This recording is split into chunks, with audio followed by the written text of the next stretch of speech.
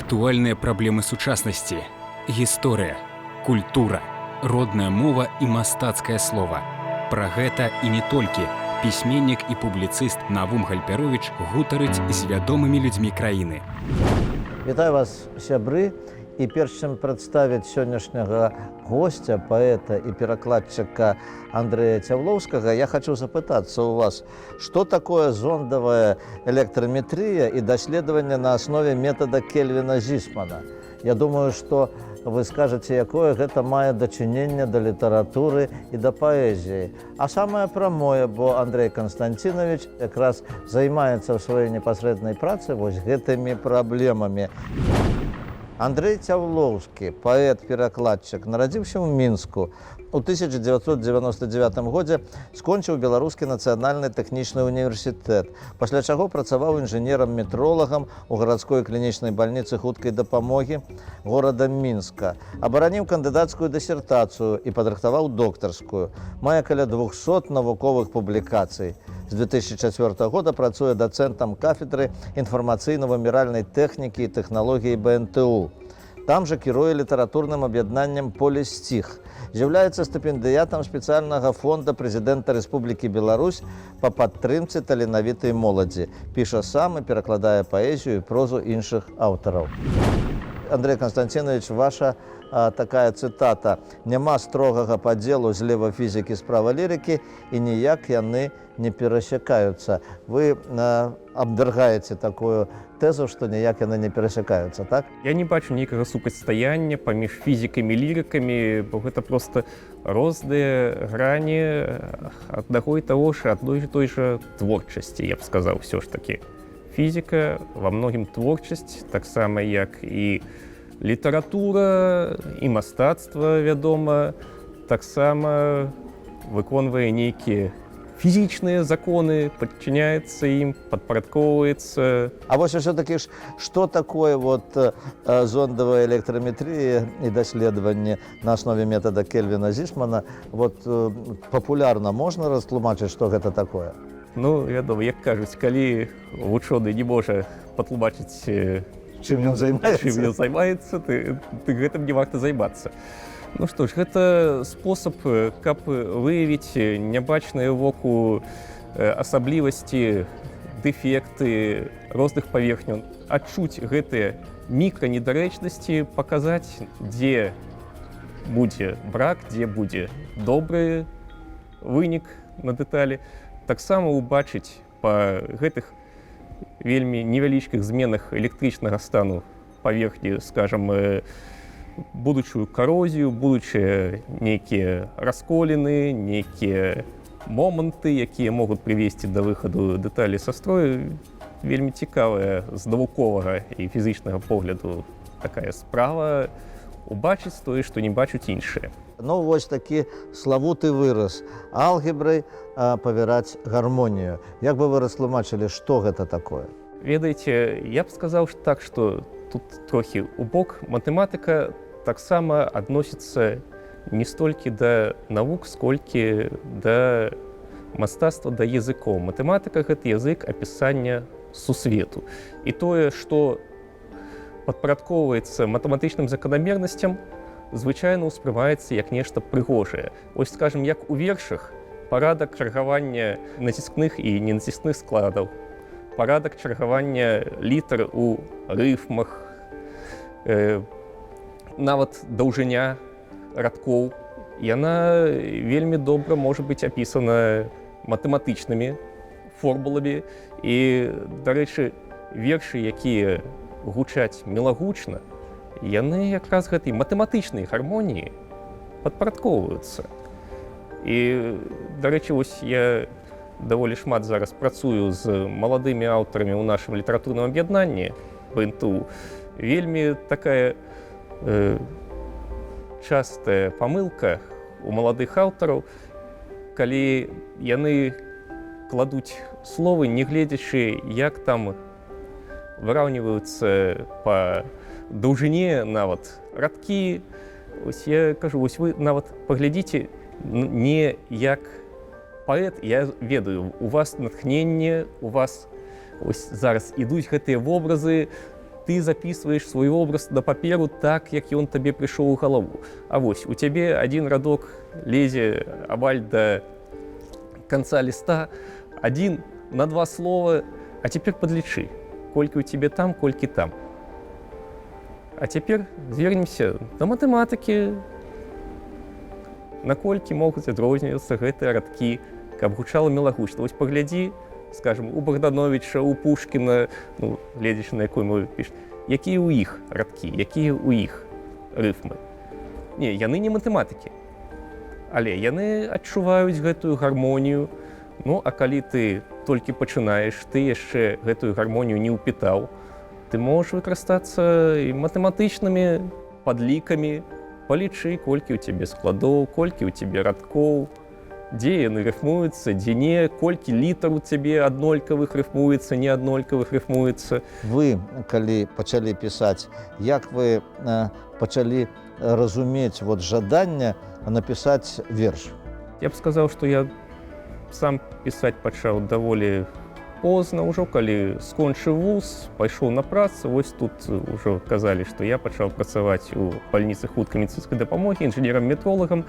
Дарэчы, гэта на самой справе не такая загружаная пасада, і там заставаўся нейкі, можна сказаць, вольны час, які трэба было нечым запоўніць. Ну, я, дарэчы, любіў чытаць, і, магчыма, справа яшчэ і ў тым, што часам пападаліся не вельмі добрыя рэчы, каб чытаць, не вельмі добрыя вершы. Здавалася, ну, нешта не так аўтар высказаў. Я разумею, што ён хацеў сказаць, але словы не ты. А як можна выказаць гэта сваімі словамі? Ці можна зрабіць лепш? І пачаў спрабаваць рабіць. Потым у нейкі час прыйшоў у часопіс «Нёман». Я пісаў спачатку толькі на рускай мове свае вершы. Паказаў іх там, і на маё здзіўленне мяне не адсунулі, сказалі, што ну што ж, гэта мы бярэм для публікацыі, але тут пройдзе нейкі час, гэта ў нас даволі вялікі партфель ужо. Трэба пачакаць. Нават не сказалі, што трэба пачакаць, але прапанавалі, каб не губляць час, магчыма, ці як.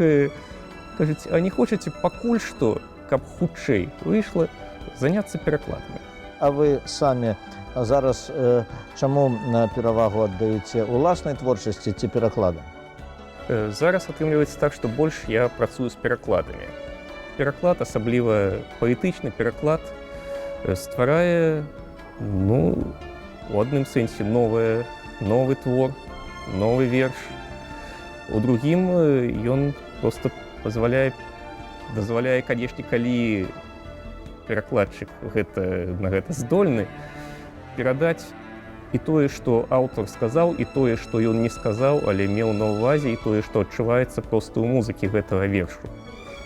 Я пачаў працаваць, дарэчы, першыя пераклады былі тут, годнасці, могу сказаць, з Дмітрака Марозава нашага, таксама, я лічу, аднаго з лепшых сучасных паэтаў. І пачаў я тады з досыць цяжкай формы, цяжкай у тым сэнсе, што вельмі абмежаванай формы з санета. Санет, як вядома, класічная форма, якая падпарадкоўваецца вельмі такім сур'ёзным правілам і па пабудове, і па рыфмоўцы, і нават па настрою, які павінны закладвацца ў першых апошніх радках. І, магчыма, менавіта таму, што гэта справа здавалася, на першы погляд, вельмі тэхнічнай справай, таму што ёсць строгія правілы.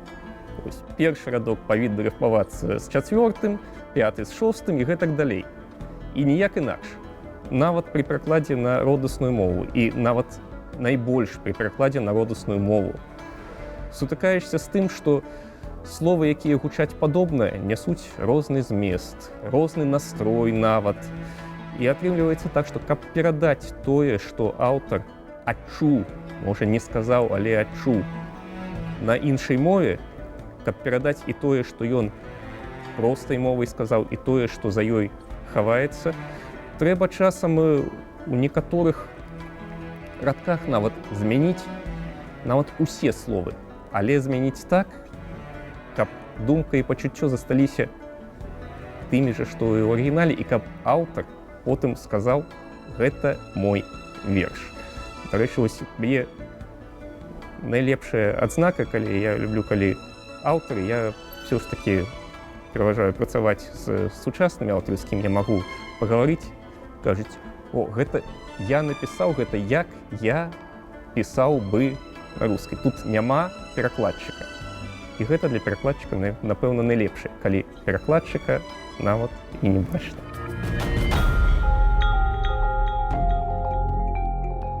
На пытанне нашай апытанкі я папрашу вас адказаць. Традыцыйныя пытанні для ўсіх маіх гасцей. Як вы лічыце, што значыць любіць сваё? Напэўна, па-першае, гэта ведаць тое, чым ты валодаеш, не толькі ты, а і ўвесь народ. Даволі часта так сутыкаешся, што неяк да свайго прызвычайваюцца і здаецца, што гэта нешта не вартае, а вось замежнае, каштоўнае ў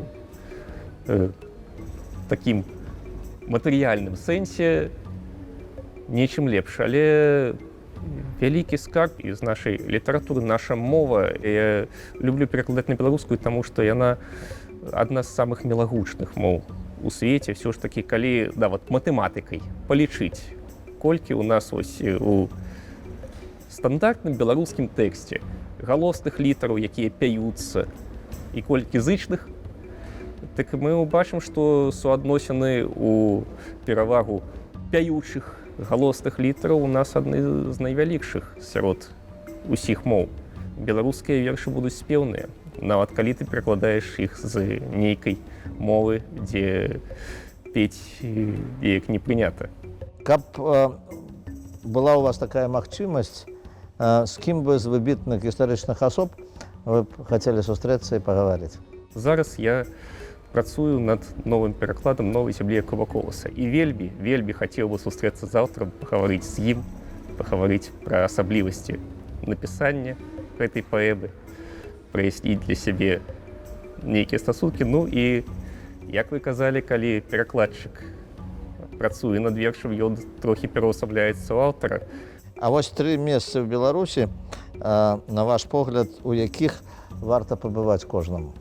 Ну, само сабой, сталіца наша, Мінск-цэнтр, сэрцы Беларусі. Па-другое, Брэст. Абавязкова, гэта святая мясціна па ўсіх меркаванняў, і як старажытна-гістарычная мясціна, і вядома, з чым звязаная Брэсцкая крэпасць. Гэта наша гераічная мясціна. Ну і абавязкова, напэўна, ўсё ж такі Браславы. Мне неяк яны падабаюцца больш, чым Нарач. Але нашыя азёры, нашыя лясы – гэта тое, што трэба бачыць.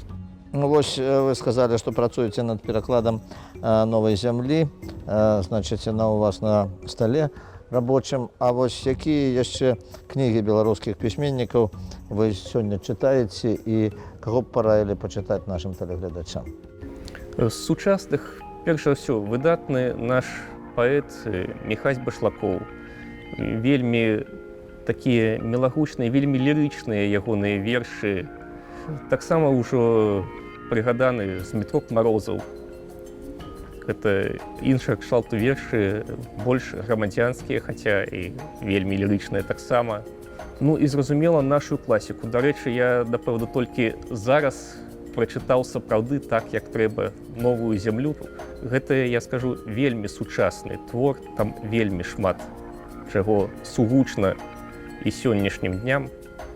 Менавіта таму я і ўзяўся за гэтую працу, што ўсё ж такі, вядома, пераклад існуе, але пераклад, які існуе, ён, па-першае, няпоўны, вельмі няпоўны. Што ж, я жадаю вам плёну, поспехаў, а нашым тэлегледачам нагадаю, што сённяшнім маім госцем быў паэт-перакладчык Андрэй Цяўлоўскі.